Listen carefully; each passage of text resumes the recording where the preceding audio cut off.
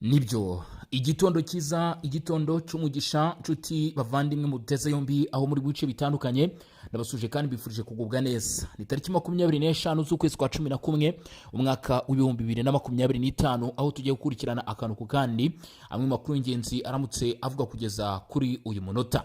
Ndabasuje rero mwese mudukurikiranye muri mu gihugu cy'u Burundi, abari mu Rwanda, haba ku bari muri Repubulika ya Demokarasi ya Kongo, Uganda ndetse n'andi bice bigiye bitandukanye by'umwihariko mu bihugu bya Afurika ndetse no hanze ya Afurika, mwese mudukurikiranye bifurije kugubwa neza. Muri iki gitondo rero tukaba tugiye gukurikirana amakuru akomeye cyane amaze kuba yamenyekana impande zombi ku butaka bw'uburasirazuba bwa Repubulika Iharanira Demokarasi ya Kongo.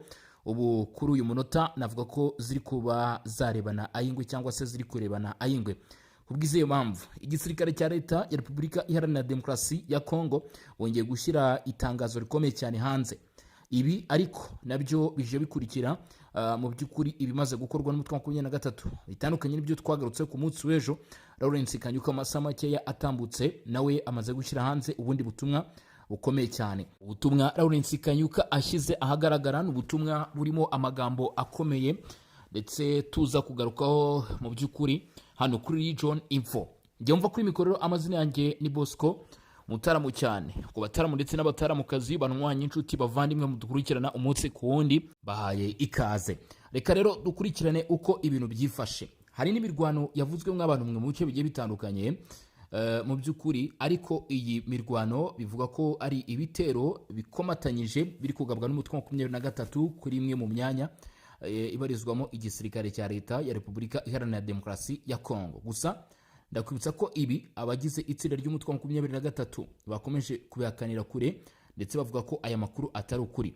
Nyemerera duhere rero ku nyandiko rutura, nyandiko nakwita ko idasanzwe cyangwa se nyandiko y'amateka imaze gushyirwa hanze n'ubutegetsi bwa Kinshasa. Ni inyandiko rero yaje kubonwa n'ibitangazamakuru bigiye bitandukanye ndetse natwe turimo nka Region Info twifuza kuba twayikugezaho ijambo kurindi, cyangwa se mu by'ukuri dukurikije ibyanditse muri iyi nyandiko, hanyuma rero tuze dukurikirana uko byifashe ndetse naho birimo byerekeza.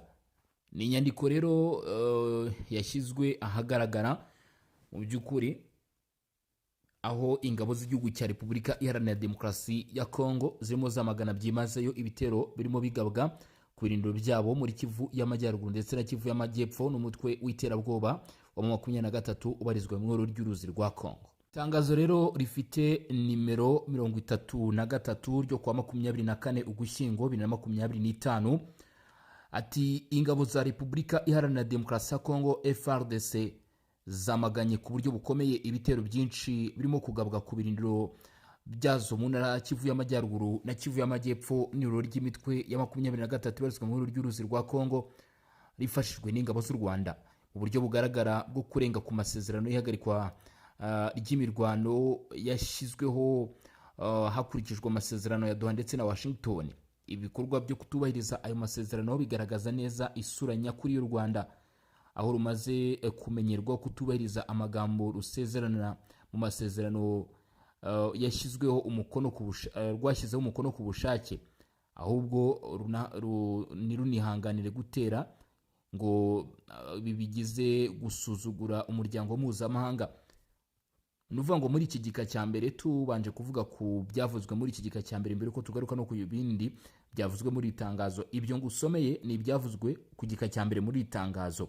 Igisirikare cya Repubulika ya Demokarasi ya Kongo cyabanje cyerekana ishusho cyangwa se isura yuko ibirindiro byabo biri kugabwaho ibitero n'umutwe wa 23.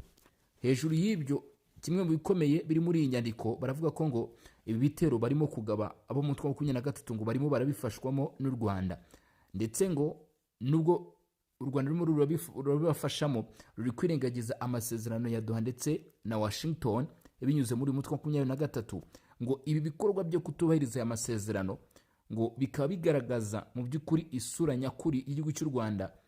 Bakongera bakavuga ngo ibi bigize icyo bise agasuzuguro ku bihugu by'amahanga ndetse n'imiryango mpuzamahanga. Ubwo ibihugu by'amahanga byavuzwe nubwo bitasobanuwe harimo iyi Qatar, harimo iyi Leta Zunze Ubumwe za Amerika, izi za Togo. Ibyo bihugu byose byagiye bishyira imbaraga muri ibi biganiro amasezerano birutse gushyirwaho umukono. Nicyo kintu cya mbere gikubiye muri iyi nyandiko. Ku gika cya kabiri ati izi ntambara n'ibikorwa birimo birakorwa n'ingabo z'u Rwanda ndetse n'imyitwarire yo gushaka intambara ya Kigali byatumye ingabo za Repubulika Iharanira Demokarasi ya Kongo zifata ingamba ziboneye mu kubungabunga ubutaka bw'igihugu ndetse no kurinda abaturage barimo bahohoterwa bahura n'ibikorwa by'ubugizi bwa nabi ndetse n'ibyifuzo by'abakora ibikorwa by'ubwicanyi by'ingabo z'u Rwanda n'abambari babo aribo 23. Aya ngaya na magambo yandi akuye mu gika cya kabiri, aho bavuga ko ngo mu by'ukuri igisirikare cya leta ya Kongo kirimo kiragerageza gufata ingamba zose zishoboka mu gukumira ibikorwa by'ihohoterwa bavuga ko bikorwa n'umutwe wa 23 ushyigikiwe n'ingabo z'u Rwanda nk'uko bigaragara muri iyi nyandiko. Basoza bagira bati bityo ingabo za Repubulika Iharanira Demokarasi ya Kongo zirihanganisha imiryango y'abaturage bishwe mu ijoro ryo ku cyumweru tariki 23 rishyira ku wa mbere tariki 24 Ugushyingo 2025 ngo aba baturage bishwe barashwe ngo bikozwe n'ingabo z'u Rwanda aho bita Ikatana nk'uko bikubiye muri iyi nyandiko. Ngo akaba ari mu gace bita Irambi Katana muri shofero ya Bushi muri teritwari ya Karehe cyangwa se mu karere ka Karehe muri Kivu y'Amajyepfo. Ngo abantu 8 nibo bishwe ndetse ngo ibi byabaye ngo ni ibikorwa mu by'ukuri byabaye hatabaye no gukurikiza uburenganzira bw'ikiremwa muntu, aho ngo bishwe mu buryo bw'agashinyaguro n'iyi mitwe bise iy'iterabwoba. Ngo rero mu by'ukuri umuryango mpuzamahanga abahuza Amerika arimo na Katari bakaba bahamagarirwa rero gukurikirana izi nyandiko. Ibi bikaba byakozwe cyangwa se ari itangazo ryashyizwe ahagaragara cyangwa se ahabona na General Major Sylvain Ekenge Bomusa Efomi. Sylvain Ekenge Bomusa Efomi ni General Major, akaba ari umuvugizi mukuru w'igisirikare cya leta ya Kongo FARDC, niwe washyize umukono kuri iyi nyandiko. Iyi nyandiko tukaba twayiteretse muri groupe yacu ya Songa Mbere, kuvuza kuza kuyisoma cyangwa se kubona kopi original y'ibyo twari turimo tuvuga byavuzwe na General Major Sylvain Ekenge mu nyandiko yabo yo kuwa 24 kwezi k'Ugushyingo 2025 bakomoza ku bijyanye n'ibyo bari kuvuga biri kuba ku butaka bw'uburasirazuba bwa Kongo. Lawrence Kanyuka mu by'ukuri nawe ntabwo yigeze aripfana ubwo General Major Sylvain Ekenge Bomusa FM yamaraga kuvuga aya magambo. Mu by'ukuri reka nkubwire ko Lawrence Kanyuka nawe mu by'ukuri amagambo amaze kuba yatangaza,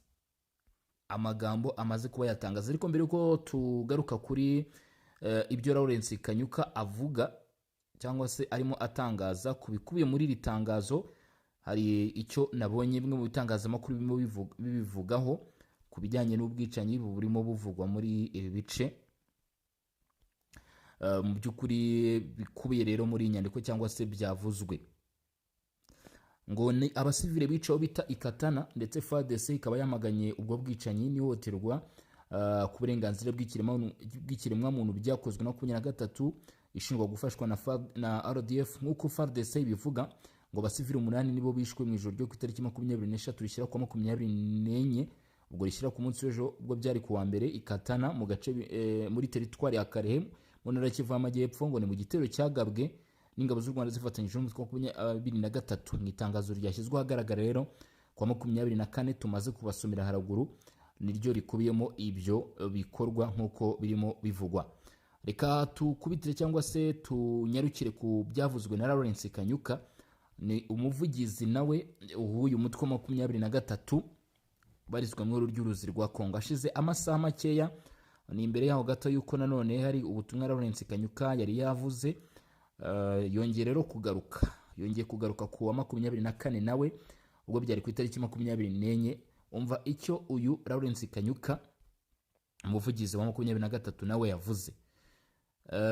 Mu by'ukuri ibi byaje guteza urujijo ndetse abenshi bavuga ko cyangwa se bakomoza ko ari gushaka guhakana ndetse no kwerekana ko ibyo FARDC yaba yavuze bitaba ari ukuri mu buryo mwese cyangwa ubundi.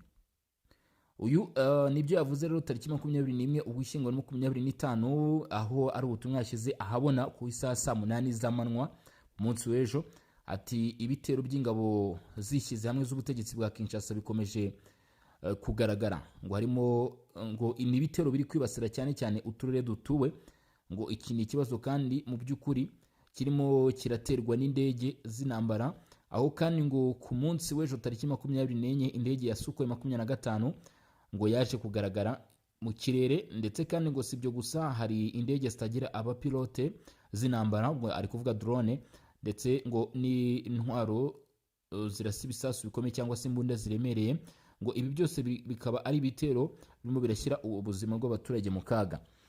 Uyu rero ni Lawrence Kanyuka ku isaha ya saa 8 z'amanywa nibwo yashyize hanze aya makuru, avuga ko ngo ibitero bya koalisiyo cyangwa se by'ishyirahamwe ry'ingabo zirwana ubutegetsi bwa Kinshasa bikomeje kuba byinshi ku mirongo y'imbere ku rugamba, ndetse ngo ibi bitero bikaba biri kwibasira ibice bituwe cyane. Uyu Lawrence Kanyuka yakomeje avuga ko mu by'ukuri ngo ibi bitero bigizwe n'indege zirimo zigenda zigaragara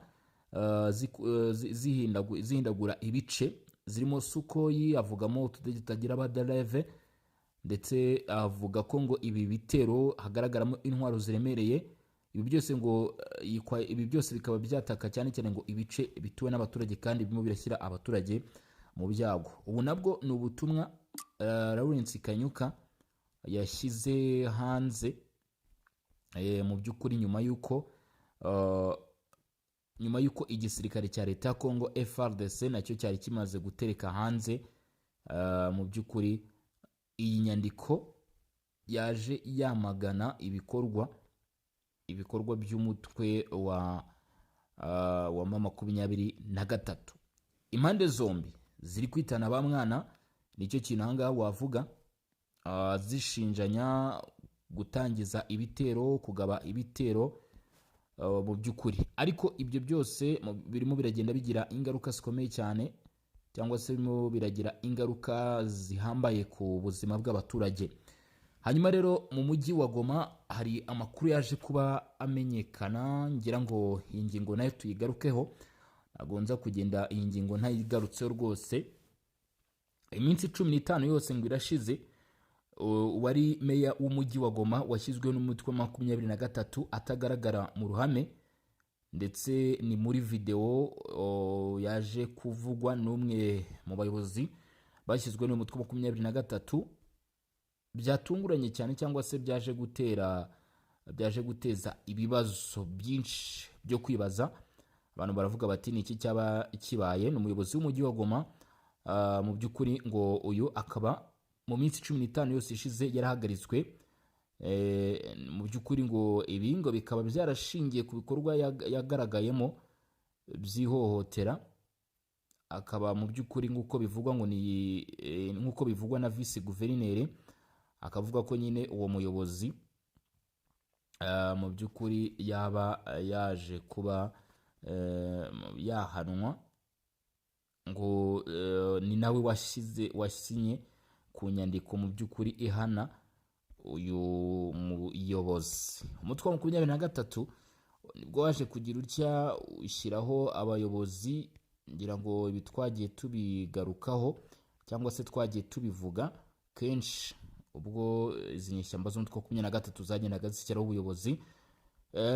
N'amatangazo atandukanye uyu mutwe wasohoye wagiye uvuga ko ngo hagiyeho guverineri mushya wa Kivu y'Amajyaruguru, yari Bahati Musinga Joseph, yari umwe mu bamaze igihe mu bakangurambaga b'umutwe wa 23, akaba ari komiseri ushinzwe imari imbere. 23 yashyizeho ba guverineri bungirije babiri, uwitwa Manzi Ngarambe Willy, ari nawe bivugwa ko yatawe muri yombi. Mu by'ukuri uyu ashinzwe icyo bita politike, ubutegetsi n'amategeko. Hari Amani Bahati Shadraka, we ni guverineri wungirije ushinzwe ubukungu, imari n'iterambere. Hari uyu uwitwa Manzi Ngarambe Willy, nawe arazwi ku mbuga nkoranyambaga, aho yagiye atangaza ibikorwa byo 23, ndetse niwe wari ushinzwe icyo bita ngo diaspora. Hari ihuriro riyobowe na Colonel Nanga, ndetse kandi ryashyizeho umuyobozi w'umujyi wa Goma witwa Katembo Ndelie Julie, akaba yungijwe na Ngabo Desire. Uyu Ngabo yahoze ari yari mu mutwe wa Wazalendo wahanganye na 23. Bivugwa ko rero bamwe muri aba bayobozi mu by'ukuri bagenda bavugaho ibikorwa bitari byiza. Kadukomeze rero nkubwire n'abandi bayobozi 23 cyangwa se twibukiranye abayobozi uyu mutwe wagiye ushyiraho 23 yanashyizeho abayobozi ba komine zigize umujyi wa Goma barimo uwitwa Mukadisi Niragire Helene wagizwe burugumesitiri wa komine ya Goma, Abdul Bikulu Crispine wagizwe burugumesitiri wa Karisimbi, hari uwo bita Kulu Musubawo Jalwi wagizwe burugumesitiri wa Kirumba. Hari hashize igihe Perezida Antoine Felix Tshisekedi agennye Major Samoka Kure Evariste ngo asimbure nyakwigendera Major Peter Kirimwami. Uyu n'ubundi Major General Samoka Kure Evariste niwe guverineri w'intara Kivu y'Amajyaruguru. Ibikorwa bye akaba bikoreraho bita Beni n'ubundi hano mu ntara ya Kivu y'Amajyaruguru. Amakuru rero akaba agaragaza ko uku gusubiranamo gukomeje kurangwa mu bagize itsinda ry'umutwe wa 23 kurimo kugenda kujya hagaragara cyangwa se kujya hanze umunsi ku wundi uko bwije nuko bukeye bigenda bimenyekana. Nubwo abenshi bavuga bati umutwe wa 23 baba bagira batya bakabihisha, bandi bakavuga bati ariko bizamenyekana. Nuko bimeze rero umuyobozi w'umujyi wa Goma imitsi 15 yose rwose mu by'ukuri akaba yakubiswe igihano, ariko abandi bakavuga bati izi nyeshyamba nyamara zirimo ziragenda zisubiranamo. Ngira ngo rero murabyumviye uko uyu muyobozi yaje kugenda abitangaza. Hanyuma rero ku byo Lawrence Kanyuka arimo atangaza nk'uko twari turimo tubigarukaho, we yavugaga ko ngo hari ibice bakomeje kugabwaho ibitero by'indege. Ni mu gihe kuri bivuga ko ku munsi w'ejo ubwo byari ku itariki 24 aho bita Buhimba muri teritwari ya Walikale humvikanye imirwano hagati ya FARDC VDP Wazalendo mu by'ukuri bafatanyije 23 bamwe mu by'ukuri baza kwigamba ko ngo yaba yafashe aka gace ka Buhimba, ariko ndagira nkubwire ko ibyo byamaze kumenyekana yuko ari ibinyoma mu by'ukuri, ndetse kandi bivuga ko ngo izi nyeshyamba zari zaturutse mu gace ka Kasopo, ariko ibi byose bikaba byaje kunyomozwa. Bivuga ko aya makuru atari impamo, koko izi nyeshyamba za 23 zitari kugenzura Buhimba 100%. Cyakoza ku munsi w'ejo hakaba haririwe imirwaniro ikomeye cyane yaje guhuza FARDC ndetse yihuza na Wazalendo. Ni nkuru y'akababaro, ni video twamaze gushyira muri groupe yacu ya WhatsApp ku munsi w'ejo. Nanone hano muri Kivu y'Amajyepfo ibikorwa by'ubugizi bwa nabi byakomeje kugenda biharangwa, byaje kugera mu masaha ya nimugoroba uwo mu gace bita Kamagema. Hari umukobwa waje video yaje gucaracara, ni video rero ngo yagaragazaga umuntu wa gatanu wari wishwe ku munsi w'ejo ku wa mbere. Abantu batanu bose ngo uyu mukobwa akaba mu by'ukuri yishwe arashwe nabo mu gishyamba zo mutwe 23. Uyu mukobwa akaba ari umukobwa ukiri mutoya, bivugwa ko yitwa Florence, akaba yaturukagaho bita Kamagema, ndetse ngo uyu mukobwa akaba ari umuntu wa gatanu warurashwe ku umunsi umwe wonyine gusa ku munsi w'ejo ku wa mbere tariki 24. Ndetse ngo uyu yaje asanga abamotari batatu barashwe aho bita Ngube, ndetse n'undi mukobwa n'uyu mukobwa umwe n'undi muhungu umwe warasiwe aho bita Kadutu nkuko bivugwa n'abatanga buhamya. Bigendeye kuri aya makuru rero mu by'ukuri bivuga ko ibi byaje kuba muri teritwari ya Kabare mu gace ka Katana, ndetse ibi ngibi kandi bikaba mu by'ukuri biza byiyongera no ku yandi makuru yari yavuzwe n'igisirikare cya leta ya Kongo kigaragaza indi mibare y'abarashwe ku cyumweru tariki 24. Ibi ngira ngo nabyo twabigarutseho, n'abandi bivuga ko ari n'abandi baje kugirirwa nabi cyangwa se guhoterwa bagera kuri 22. Ibi byose rero igisirikare cya leta ya Kongo kikaba cyabyamaganye, ndetse bavuga ko ibi bikwiye guhagarikwa vuba na bwangu nta gisibya. Mu gihe bidahagaritswe bishobora kugira ingaruka zikomeye cyane haba ku baturage ndetse no ku bandi batuye cyangwa se bagaragara muri ibi bice. Ubuyobozi rero bukaba bwasabye ko hagira igikorwa byose rwose kugira ngo ibyo bikorwa by'ubugizi bwa nabi bibe byahagarikwa.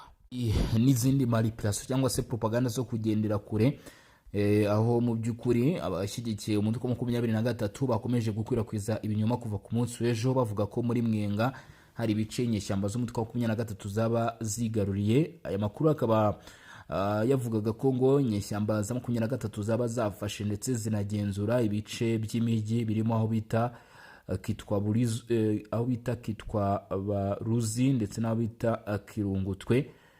Utuntu duce duherereye muri Buruhunyi ndetse n'aho bita Kimbiri muri shoferi ya Kimbiri muri teritwari ya Mwenga mu ntara Kivu y'Amajyepfo.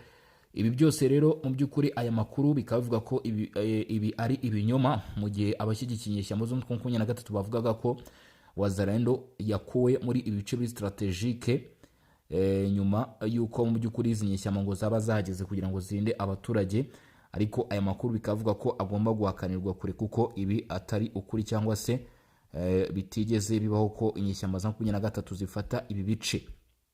Icyakora kimwe mu bintu nababwira byo mugomba kuba mwamenya cyangwa se mugomba kuba mwasobanukirwa ibice byo muri Kivu y'Amajyepfo, ibice byo muri Kivu y'Amajyaruguru, muri Warikare, Azamwenga, Masisi ni bimwe mu bice kuri ubu byiganjemo imirwano myinshi cyane, ndetse ibyo ubutegetsi bwa guverinoma ya Repubulika Iharanira Demokarasi ya Kongo burimo butangaza buravuga ko bwiteguye gufata ingamba zo guhagarika ibi bitero bya 23 mwumva bikomeje gutuma ibice bimwe na bimwe bigaragaramo imirwano. Ndetse 23 nayo yemeje ko ngo hari indege zirimo Sukhoi 25 zimaze iminsi zicaracara hejuru y'ikirere